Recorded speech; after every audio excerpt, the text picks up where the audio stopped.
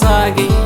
Yesuyo abwera posachedwa, tawerenga kale malemba mubukumo.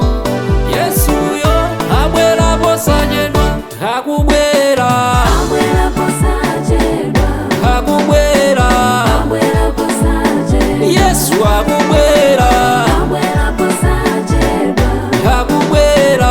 abwera posachedwa. Kodi mbale wanga iweyo wakonzeka kumulandira mfumu Yesu? Kodi anapita kukatikonzera malo, adzabweranso kudzatitenga? Kodi adzakupeza uli kopemphera, kapena adzakupeza koledzera? Nyimbo yoti Ambuye adzabweranso pa dziko pano tayimbapo kwanira. Koma iyi si nyimbo wamba, popeza ilili ndi vumbulutso. Ndi mbewu yanji omwe ukufesa udzakolole pa dziko. Poti zoopsa masiku otsiriza, zambiri ndiye zafelezera.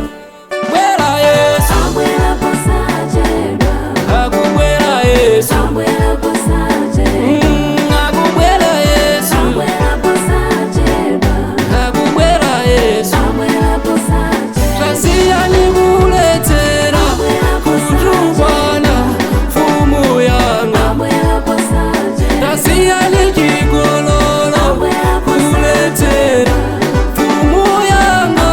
posachedwa.